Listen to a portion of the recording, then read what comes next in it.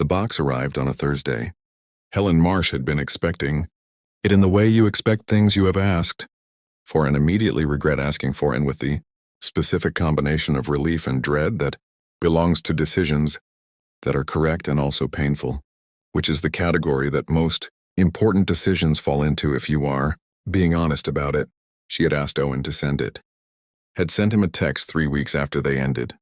3 weeks being the amount of time she had needed to get past the stage where asking for anything felt impossible and arrive at the stage where not having her things felt worse than the discomfort of making contact.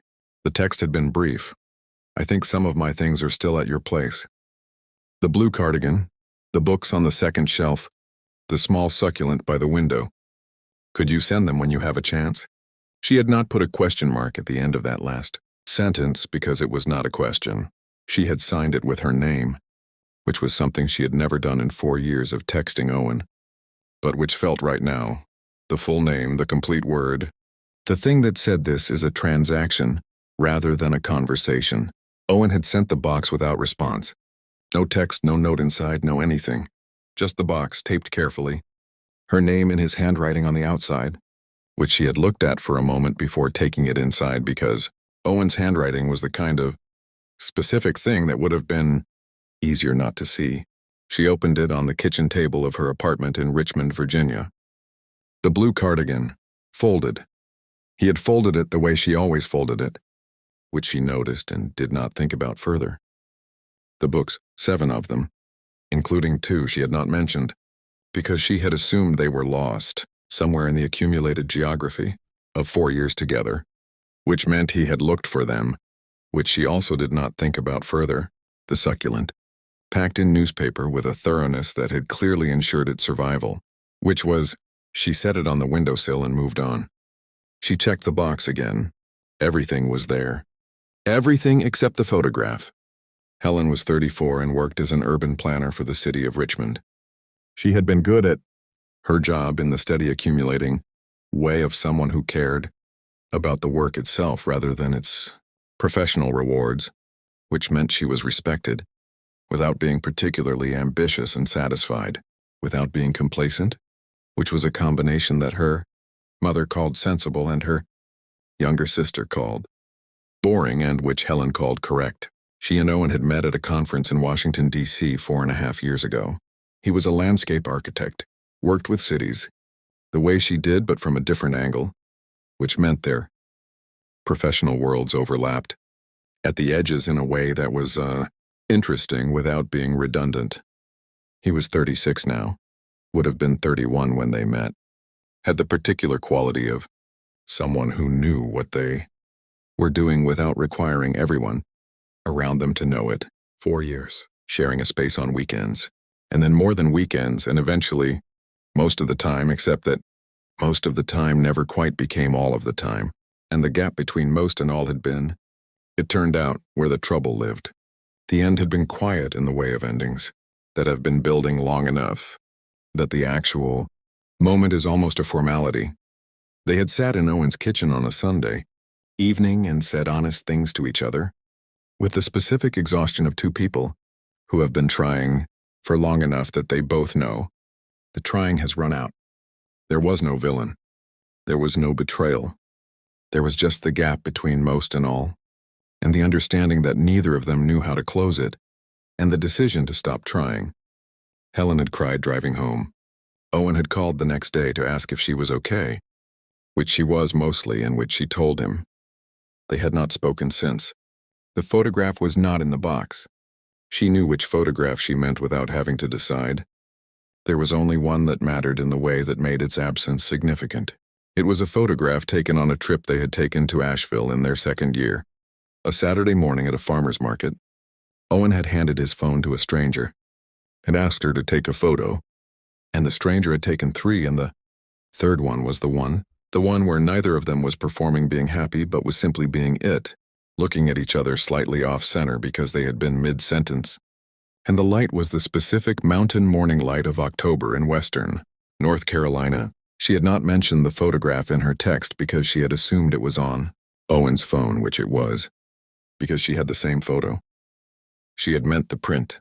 She had printed it and framed it, a small frame, 4x6, dark wood, and it had lived on the bookshelf in Owen's living room for the past 3 years. It was not in the box. She did not text him about it. She thought about texting him about it and did not. She told herself this was because the photograph was not essential and she could reprint it from her phone and it was not worth the contact. She told herself this for approximately 2 weeks, and then stopped pretending to herself that this was why. Her friend Cassandra, who had known her since college and had the specific quality of being honest without being unkind, which was a skill Helen had always admired and never quite mastered, came for dinner in April. Helen told her about the box. She told her everything was there except the photograph. Cassandra said, "Did you ask him about it?" "No," Helen said. Cassandra looked at her with the expression she used when she was deciding whether to say the thing she was thinking. She said the thing. He kept it on purpose. "I know," Helen said. "So he's telling you something." "Maybe," Helen said. "Or he forgot to include it." Cassandra looked at her. "He didn't forget," Helen said. Cassandra nodded. "So what does it mean that he kept it?" Helen looked at her dinner. "I don't know if it means anything about now. I think it might just mean he needed something to keep. The same way I needed to not ask for it." Cassandra was quiet for a moment. "You needed to not ask for it?" "If I had asked for it, he would have sent it," Helen said.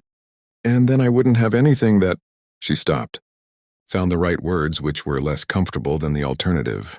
"I don't want to be with him. I know that. The reasons we ended are the reasons we ended, and they don't change because I miss him sometimes. But I needed something to be, not over. Just slightly. Some small thing that was still in between." She looked at her hands. "The photograph is in between." Cassandra was quiet for a long time. "That's the most honest thing you've said about it," she said. "I know," Helen said. "I've been working up to it." She reprinted the photograph. Not to replace the frame at Owen's. She had no frame now. The frame was his, but because she wanted the image. She printed it at a pharmacy on a Wednesday afternoon and looked at it in the car for a moment before putting it in her bag. She did not frame it. She put it in the drawer of her bedside table, which was where she kept things she needed to have access to but did not need to look at every day. She went on a date in May. A man named Elliot, a friend of a friend, an environmental lawyer who was kind and funny and talked about his work with the enthusiasm of someone who hadn't yet become cynical about it. It was a good date. She told him about urban planning, and he told her about water rights, and they laughed at things. And he asked if she wanted to do it again. She said yes, because she did. She went home that evening and did not think about Owen. This surprised her. She had expected to, had been braced for the comparison, for the specific ache of a good evening that arrives too soon after someone else. But she drove home, thinking about something Elliot had said, about the James River and whether his assessment of the current city policy was right, which she thought it mostly was but not entirely. And she went to bed thinking about that instead. She was not over Owen. She was also not consumed by Owen. These were not contradictions. They were just the simultaneous true things that existed in the months after something real ended. In June, Owen sent a text. Just one. It said, "I kept the photograph. I should have included it. I can send it now if you want." Helen sat with her phone for a while. Then she replied, "Keep it." A pause, then his reply, "Are you sure?" She looked at her phone. She thought about the October morning in Asheville. She thought about the drawer in her bedside table.